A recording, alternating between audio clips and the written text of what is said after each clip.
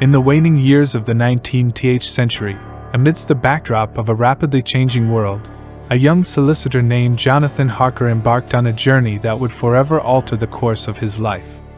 His mission was both peculiar and daunting: to travel to the distant and enigmatic land of Transylvania, a place shrouded in legend and mystery, to assist a reclusive nobleman, Count Dracula, with a complex real estate transaction in England. As Harker ventured deeper into the heart of Transylvania, the familiar landscapes of his homeland gave way to eerie and foreboding terrains. Villagers spoke in hushed tones of the malevolence that was rumored to inhabit Castle Dracula, and a mounting sense of dread gnawed at his soul. But his sense of duty drove him forward, regardless of the growing unease.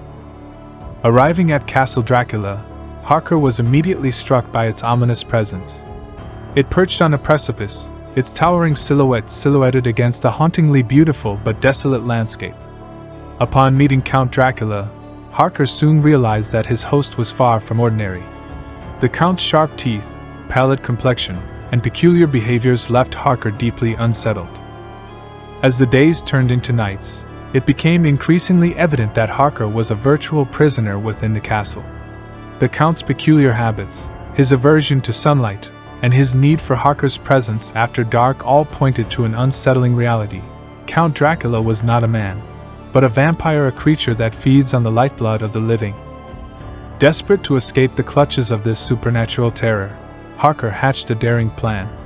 Risking life and limb, he managed to make a harrowing escape from the castle, narrowly evading a gruesome fate. Though he had escaped the vampire's clutches, the scars of his traumatic ordeal would forever haunt him. Back in England, life continued at a serene and peaceful pace for Harker's fiancée Mina and her best friend, Lucy Westenra. Yet, their tranquil existence would soon be shattered by the arrival of a malevolent shadow from Transylvania, Count Dracula. Lucy, a captivating and vivacious young woman, had unwittingly drawn the attention of the enigmatic Count.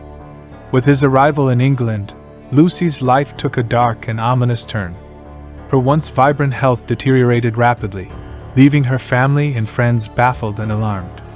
Dr. John Seward, a close friend of Lucy's, along with her admirers, Quincy Morris and Arthur Holmwood, were left in a state of bewilderment. Lucy's inexplicable illness presented a medical mystery that confounded Dr. Seward, a skilled physician. With no apparent explanation for her rapid decline, he turned to his trusted friend, Professor Abraham Van Helsing, a Dutch doctor with expertise in obscure diseases and the supernatural. Van Helsing's arrival marked a turning point in the battle against the malevolent force that had ensnared Lucy. Recognizing the gravity of the situation, Van Helsing swiftly deduced that Lucy had become a victim of a vampire. With his knowledge of ancient and obscure diseases and his experience in confronting the supernatural, he assumed the role of leader in a group determined to confront the ancient evil that threatened their lives. Despite their valiant efforts to save Lucy, her condition continued to deteriorate, and her life slipped away. Her family and friends faced an agonizing decision, and were left with no choice but to drive a wooden stake through her heart. It was a heart-wrenching act of mercy that ended her suffering and released her from the curse that had claimed her.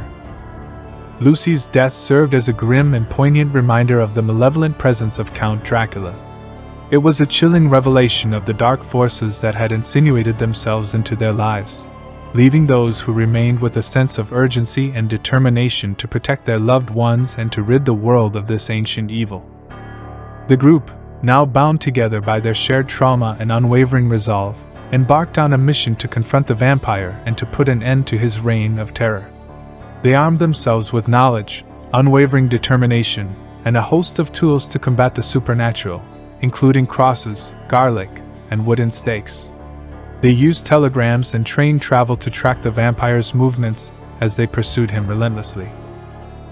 As the group's pursuit of Dracula led them deeper into the heart of Transylvania, the narrative became a thrilling quest to confront the embodiment of evil. Their journey took them to the very heart of darkness, deep into the heart of Transylvania, where they would face their most formidable adversary. The climax of the story unfolded at Castle Dracula, as the group of vampire hunters cornered the Count. The tension was palpable, and the castle was shrouded in a thick, eerie mist as the final battle began. As the sun dipped below the horizon and cast long shadows across the castle, a climactic confrontation unfolded between the group of vampire hunters and the formidable Count Dracula. The very survival of their loved ones, their nation, and perhaps even humanity itself hinged on the outcome of this final showdown. With Quincy Morris emerging as a hero in the face of danger, the group battled the ancient evil with all the strength and resourcefulness they could muster. In a final act of selfless bravery, Quincy Morris sacrificed his own life to ensure the vampire's destruction. As he drove a stake through Dracula's heart and delivered a fatal blow, the ancient evil was at last vanquished. Count Dracula, in his death throes, disintegrated into dust, leaving behind only a lingering and haunting sense of his malevolence. The threat he had posed to humanity was no more, and the world was finally free from the terror he had sown. The group of hunters, weary and emotionally scarred, returned to England, forever changed by their harrowing encounter with the supernatural. They had faced unimaginable horrors, but their bravery and unity had prevailed. Mina, who had been under the vampire's thrall, was saved from her curse, and she and Jonathan Harker could now begin to rebuild their lives. The story of Dracula is not just a tale of vampires and supernatural horrors. It is a profound exploration of the human experience. It delves into the fears and anxieties that lurk on the fringes of our understanding, the struggle between good and evil, and the depths of human desires. As readers close the book, they are left with an eerie sense that the darkness, while vanquished for the moment, still exists on the periphery of our lives. The legacy of Bram Stoker's masterpiece endures as a testament to the enduring allure of the vampire myth and the enduring power of a well-told tale. The characters in Dracula represent a diverse spectrum of human nature, from the vulnerable and easily seduced to the courageous and determined.